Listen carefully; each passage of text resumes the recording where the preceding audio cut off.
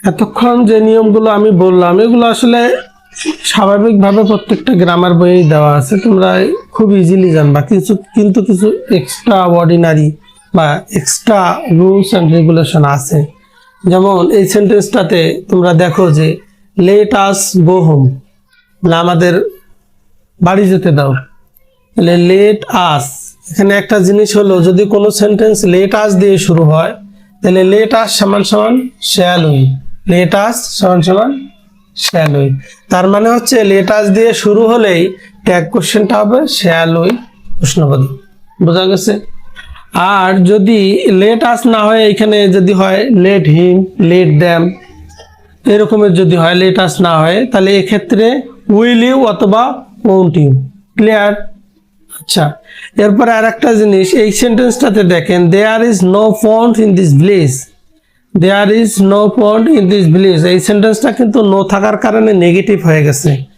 আর যদি কোনো সেন্টেন্সে দেয়ার বা ইট দিয়ে শুরু হয় তাহলে এর প্রোনাউন কিন্তু এটাই হয়, দেয়ার। তাহলে যেহেতু নেগেটিভ সেন্টেন্সটা, এজন্য ইজ দেয়ার লিখতে হবে। আবার এই সেন্টেন্সটা আমরা দেখি, it is a good idea, it is a good idea. এই সেন্টেন্সটা কি দিয়ে শুরু হয়েছে? ইট দিয়ে শুরু হয়েছে, ইন্ট্রোডাক্টরি ইট। আর এই ইটটাও এইখানে ইউজ হবে, এখানে কিন্তু অন্য কিছু ইউজ হবে না, যেহেতু এই সেন্টেন্সটা অ্যাফার্মেটিভ, এই জন্য এখানে আমরা ইজেন্ট লিখছি। ক্লিয়ার? কোনো সেন্টেন্সে যদি neither, no, none, no one, nobody, nothing, scarcely, barely, hardly, seldom, এই যে শব্দগুলো থাকে, আরো কিছু আছে এক্সেট্রা, এই সেন্টেন্স এই শব্দগুলো কিন্তু নেগেটিভ অর্থ দেয়। হার্ডলি নেগেটিভ অর্থ দেয়, সেলডম নেগেটিভ অর্থ দেয়, বেয়ারলি নেগেটিভ অর্থ দেয়, নোবডি নেগেটিভ অর্থ দেয়। এই প্রত্যেকটা শব্দই নেগেটিভ অর্থ দেয়। নেগেটিভ অর্থ দিলে তাহলে বোঝা যাচ্ছে সেন্টেন্সটা যদি এই শব্দগুলো দিয়ে লেখা থাকে তার মানে সেন্টেন্সটা নেগেটিভ। যেমন হি হার্ডলি এভার কামস হিয়ার, এই সেন্টেন্সটা নেগেটিভ। আমরা যদি হার্ডলি শব্দটা যে নেগেটিভ অর্থ দেয় এটা যদি আমরা না বুঝি তাহলে তো আমরা অ্যাফার্মেটিভ করে দেবো, কিন্তু তখন হবে না, কাটা যাবে। এজন্য যেহেতু এই সেন্টেন্সটা নেগেটিভ আমাদের কি লিখতে হবে? ডাজ হি, যেহেতু এটা প্রেজেন্ট ইনডিফিনিট টেন্স। হি হার্ডলি এভার কামস, এই শব্দটা দেখে আমরা বুঝে ফেলবো যেহেতু ভার্বের সাথে ইএস যোগ আছে, তার মানে সেন্টেন্সটা আছে প্রেজেন্ট ইনডিফিনিট টেন্স। আর প্রেজেন্ট ইনডিফিনিট টেন্সের অক্সিলারি ভার্ব কি? ডু অথবা ডাজ। এর জন্য আমরা এখানে ডাজ হি দিছি, যেহেতু সেন্টেন্সটা নেগেটিভ, ডাজ হি। ক্লিয়ার? তাহলে এই শব্দগুলো যদি থাকে তাহলে সেন্টেন্স নেগেটিভ অর্থ দেয়।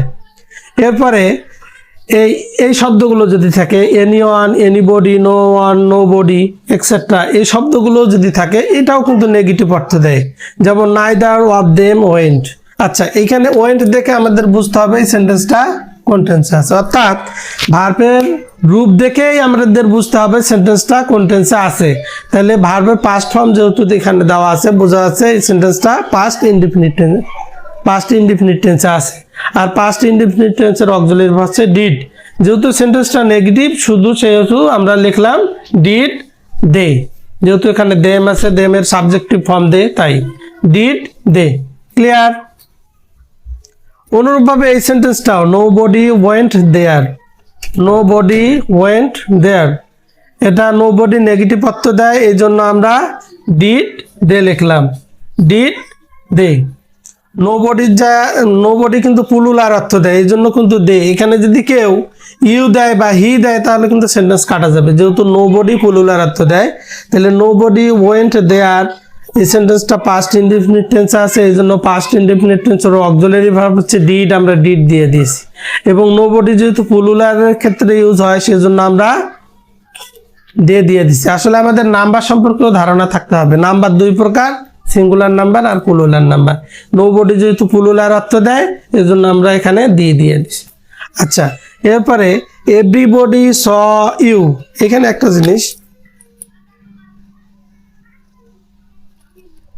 আচ্ছা এভরিবডি স ইউ এটা পাস্ট ইনডিফিনিট টেন্সে আছে। কিভাবে বুঝলাম? যেহেতু ভার্বের পাস্ট টেন্স পাস্ট ফর্ম ব্যবহৃত হয়েছে। তাহলে এভরিবডি স ইউ সেন্টেন্সটা কি ধরনের? Affirmative sentence. এর জন্য আমরা ডিডেন্ট দিয়ে এভরিবডি যেহেতু প্লুরাল ধরা হয় সেই জন্য দিয়ে দিছি। বিষয়টা ক্লিয়ার? তাহলে আমরা বুঝলাম যে এভরিওয়ান, এভরিবডি, সামবডি যদি থাকে এক্ষেত্রে আমরা সাবজেক্ট দে ইউজ করব, অন্য কিছু ইউজ করব না। ক্লিয়ার?